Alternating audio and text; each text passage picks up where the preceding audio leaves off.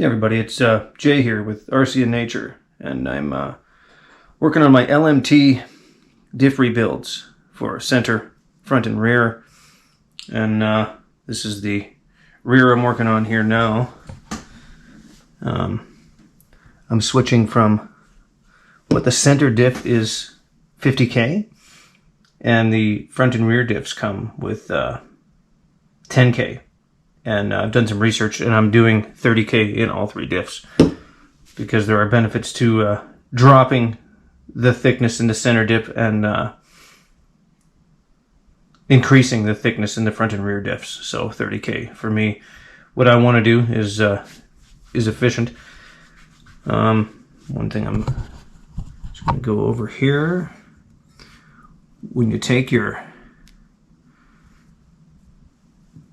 gear off, this comes through, pin goes through there. Here's the pin right there. Washer comes off. There's an O-ring in here. I recommend not taking that O-ring out if you don't need to, because you're going to have a bitch of a time getting it back in. On the front and rear diffs, in order to get to the bearings, this one is locked up. You have to take the whole thing apart. So you might want to consider, if you want to switch your diff fluid, your diff oil, grease, to a different consistency. If you have to get to your bearings, you might as well, because you got to take the whole thing apart just to get the bearing off.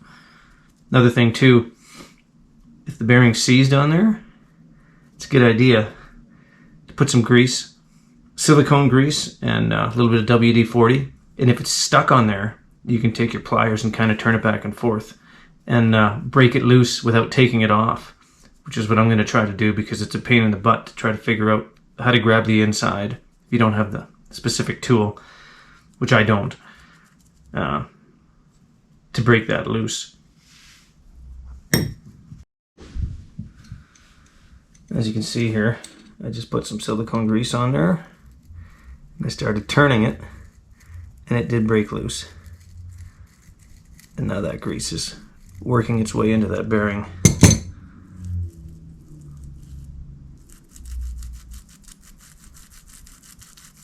And I didn't have to remove it.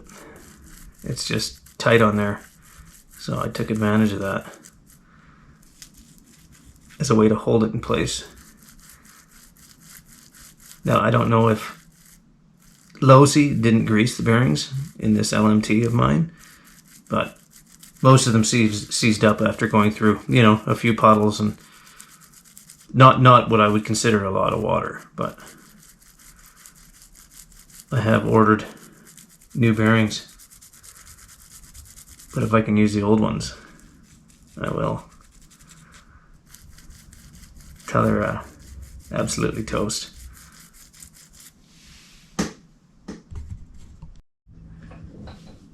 Another little tip here, if you're looking to unseize your bearings, different size Phillips screwdrivers are a good way to hold the inside.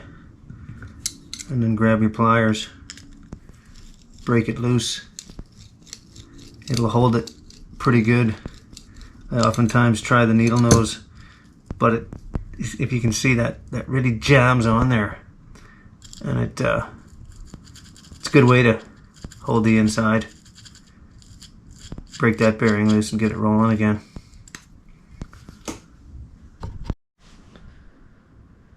So one thing I will say about the Losi LMT, between the flooded diffs, the swamped transmission, and all my bearings seizing, I think I'll keep the LMT out of the water, because the rebuild was just way too immense for what I would expect from a truck.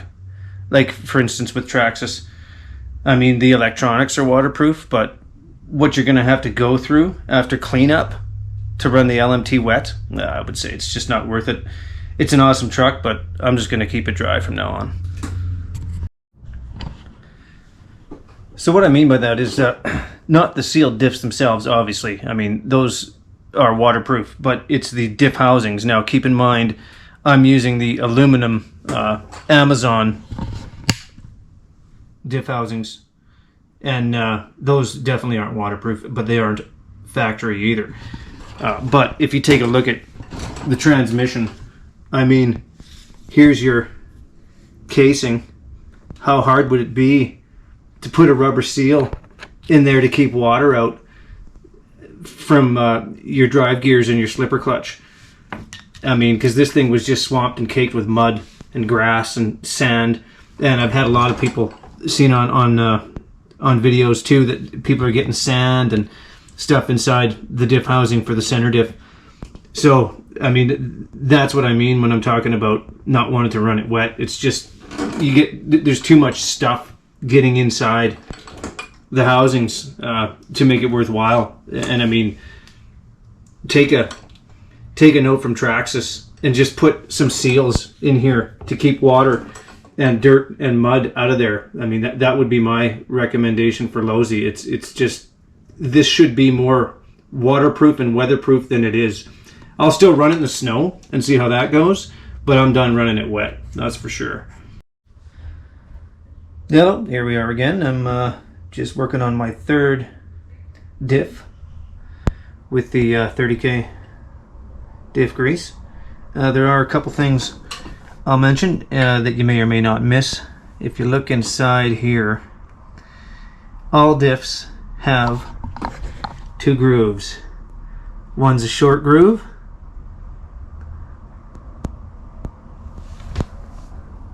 see if I can get this focused under the light.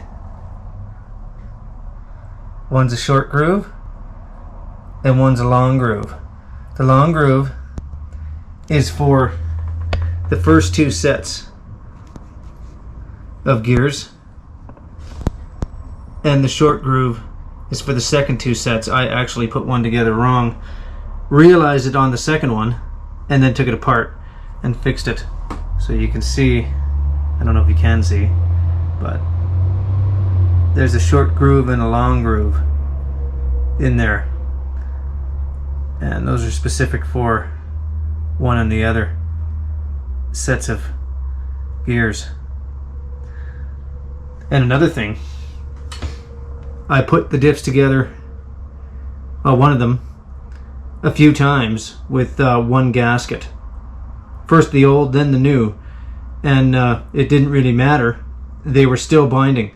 The only way I got them to work was to put an old and a new gasket in, and then they mesh really nice. So that might be something you want to just do if you're rebuilding your diffs on the Losi LMT. Sorry, just go ahead and get new gaskets and slap another one right on top of the old one and use them both, because that seems to be the only way I can get them to mesh properly. So that's it.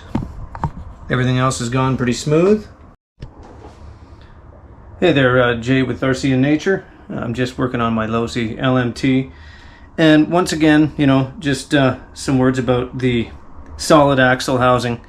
Now, I have moved from the plastic, obviously, because everybody's got to move off the plastic because they're crap. But, you know, just to put the nail in the coffin with how terrible of a product they made with their axles.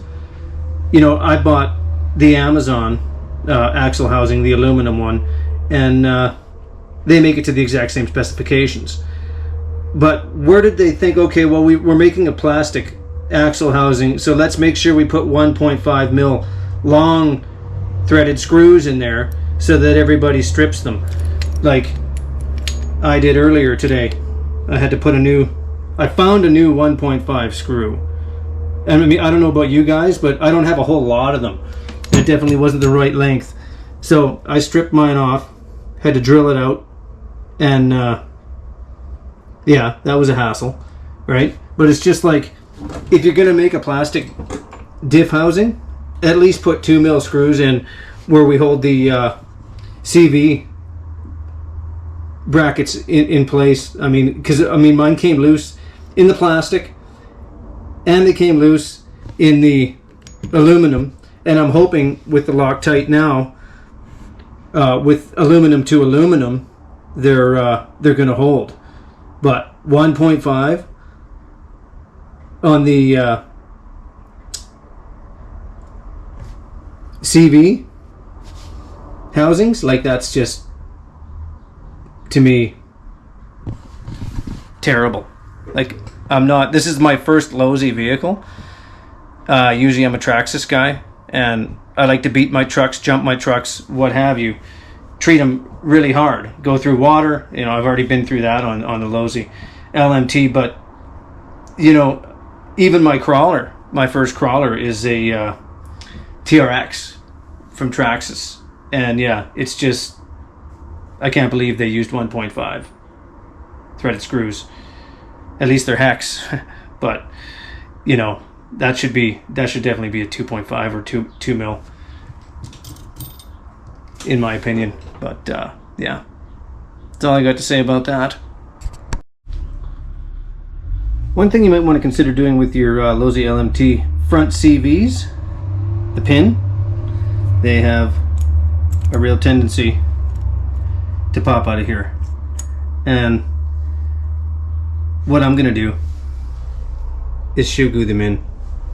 I'm just going to coat that with shoe glue, stuff it in there, and you know, at least that when it hardens, should, if this comes loose, then at least I'm going to have the shoe glue in there to hold that pin in place and give it something so that it's not just going to come flying out. So yeah, I will try this and see how it works. There's one other thing I found you might find helpful, that I'm finding with putting in your diff grease. I'm finding that on my plastic vernier caliper, I went all out on this, but 3 mils seems to be what they're saying from the top. 3 mils from my calculation, or from what I can see, is a little bit overfilled. I'm finding 3 mils is actually a bit much. I find, you know, about 4 mils from the top is probably better, because I did fill a couple and they were leaking a bit. So I would try to stay under 3 mils. That seems to be what's working for me. But yeah, you know, you guys may know better. If you like this video, give me a thumbs up. If not, give me a thumbs down. No problem. I don't mind that. I'm no pro by any means. I'm just some guy that has found that other guys' videos have helped me, and so I'm making videos in case it might help you. So yeah, that's about the case with that. So yeah, if you like these videos, then subscribe. I don't really know how to subscribe. I don't know how to, you know, if you even can, or if I got to do something to get you to subscribe. Maybe you guys know better. I just started doing this, so I'm not really all that computer tech savvy, but nonetheless, yeah, that's it for this video. Thanks a lot. Take care.